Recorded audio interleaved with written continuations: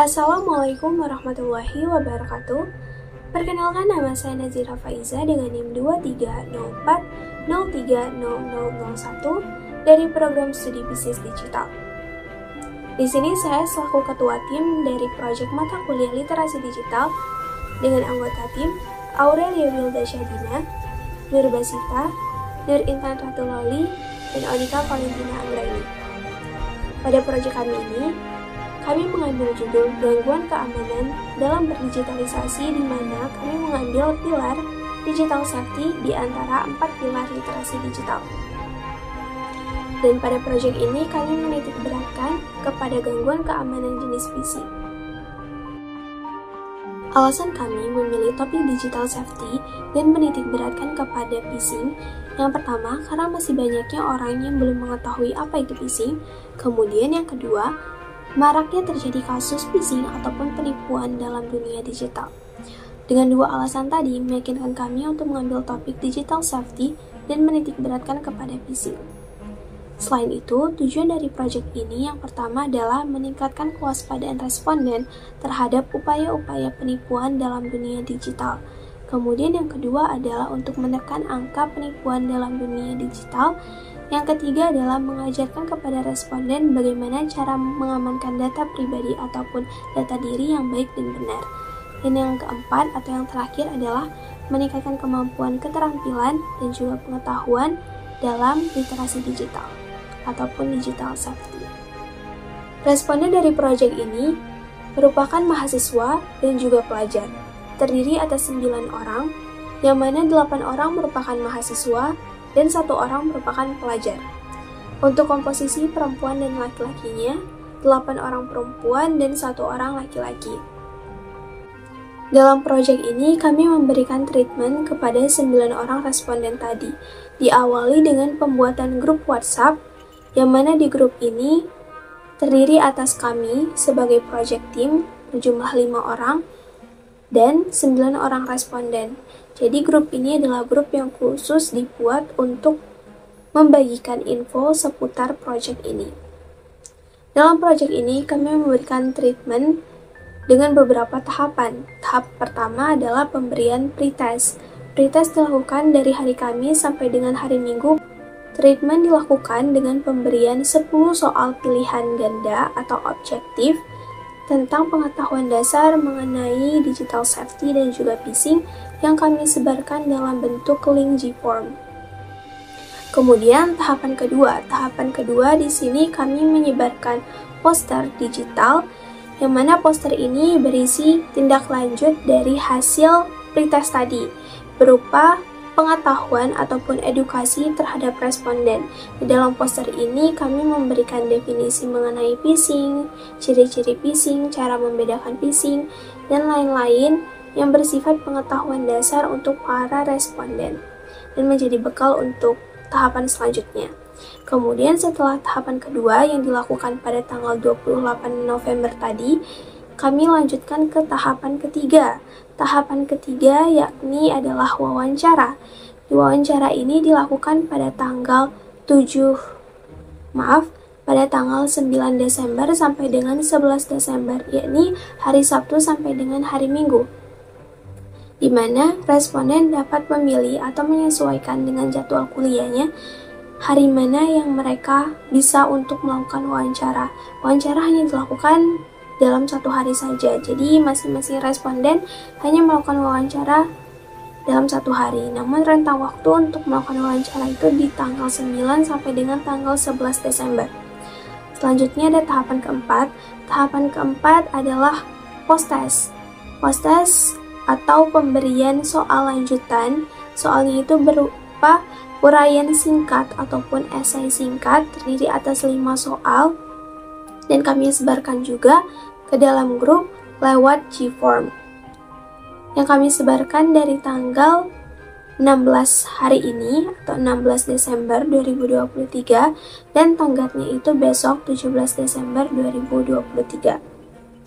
Lalu tahapan yang terakhir atau tahapan kelima, yaitu pemberian poster digital kembali, yang mana merupakan tindak lanjut dari hasil post test tadi.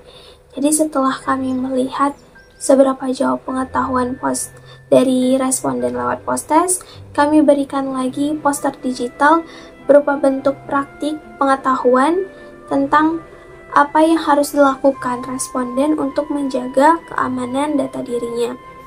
Poster yang akan diberikan adalah langkah-langkah verifikasi 2 langkah dan juga pemberian materi mengenai cara mengecek data diri bocor ataupun tidak di situs resmi. Seperti itu, jadi ada 5 tahapan. Tahapan yang pertama saya ulangi yaitu pretest hari Kamis sampai dengan hari Minggu. Kemudian tahapan yang kedua yakni pembagian atau pemberian poster digital yang sudah dilakukan pada tanggal 28 November 2023. Kemudian tahapan yang ketiga yakni wawancara yang dilakukan dalam rentang waktu tanggal 9 Desember sampai dengan 11 Desember 2023, hari Sabtu sampai dengan hari Senin. Kemudian yang keempat ada post-test yang sudah kami berikan hari ini di tanggal 16 Desember 2023 dan tanggatnya 17 Desember 2023. Jadi dari hari Sabtu sampai dengan hari Minggu. Kemudian yang terakhir adalah pemberian poster digital yang akan disebarkan pada tanggal 17 Desember 2023 ataupun di hari Minggu. Seperti itu.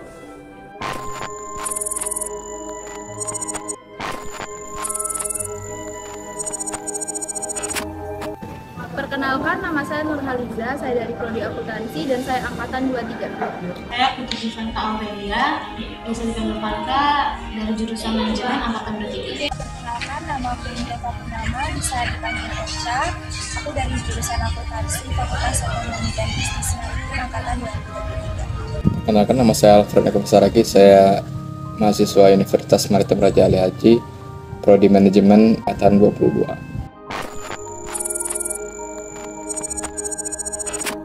Saya nggak tahu banyak tentang keamanan pribadi ya, yang saya ketahui cuma data pribadi kita aja yang diamanin oleh dari aplikasi-aplikasi kayak gitu sih, atau teknologi. Karena keamanan data pribadi itu kan isinya kayak privasi kita, kayak nomor telepon, tanggal lahir, sama alamat, itu takutnya nggak disalahgunakan orang. Keamanan pribadi itu identitas kita yang ada di online, share online gitu ya. Keamanan data pribadi itu upaya untuk melindungi informasi kita yang bersifat pribadi dari upaya akses yang tidak diinginkan atau diketahui oleh orang lain.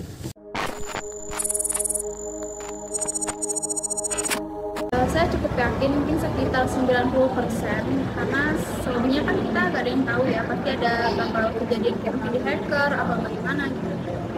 Cukup yakin. Sejauh ini sih cukup yakin, tapi nggak yang yakin banget gitu. Soalnya kan sekarang banyak kayak kejahatan buat kualitas data pribadi. Cukup yakin sekitar 80%.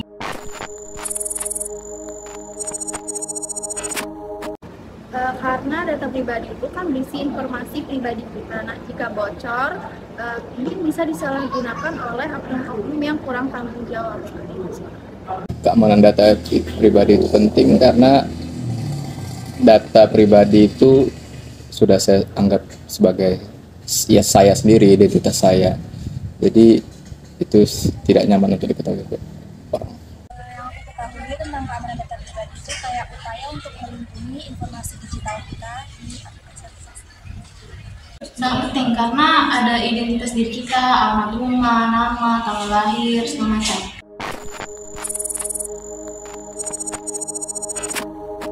Saya biasa melakukan verifikasi 2 langkah seperti itu yang biasa ada di aplikasi-aplikasi. Lalu saya juga ada verifikasi OTP yang kalau nggak salah saya seperti itu. Lalu juga saya membuat password yang menggunakan huruf besar dan huruf kecil lalu tanda baca seperti itu. Saya melakukan autentikasi 2 faktor dan menyimpan data-data pribadi di tempat yang khusus. Kalau aku sih pakai autentifikasi 2 faktor sama pakai kata sandi yang lebih kuat gitu, kombinasi angka sama huruf besar kecil. Misalnya kasih password yang susah gitu, kayak password Instagram saya yang susah, password Facebook atau apa segala macam social media. Kombinasi angka dan kata-kata yang orang lain nggak bakal tahu gitu. Itu menurut saya.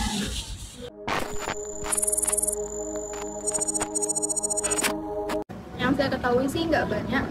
Saya ketahui cuma phishing, terus ada juga yang kayak hacker bajakan seperti itu. Banyak ya, ada penjebolan data seperti masuknya virus ke laptop kita atau ke HP yang bisa mengakses data pribadi kita, phishing, manipulasi orang untuk mengisi data-data tertentu sehingga sampai kepada oknum yang tidak diinginkan. Banyaklah yang lain. Misalkan korektasi itu kayak hack sama phishing sih biasanya. Saya ketahui phishing, hacker, hoax.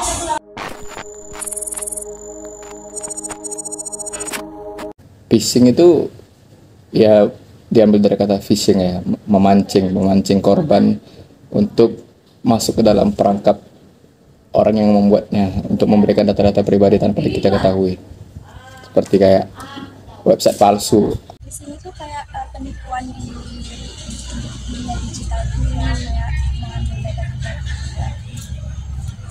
Kalau penipuan melalui pesan kayak di SMS atau di WhatsApp atau di email gitu ya kan.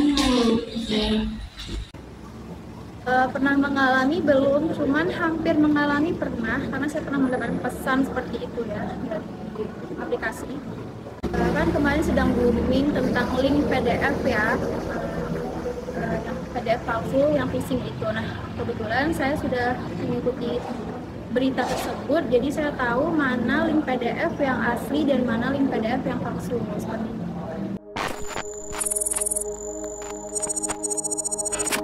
Enggak pernah.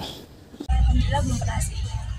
Pernah email sama SMS. Lewat bank, ya lihat nama bank kamu menang itu gitu. Terus hoax juga.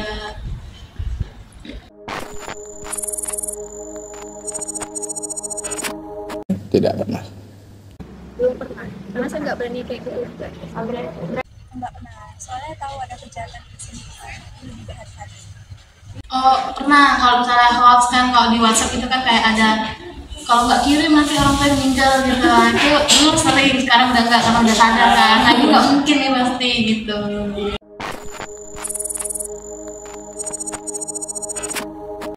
Yang saya ketahui sih biasanya emang phishing ini namanya aneh, biasa disingkat-singkat, lalu juga dia biasanya isi pesannya itu merujuk pada untuk mengklik suatu link kayak gitu sih.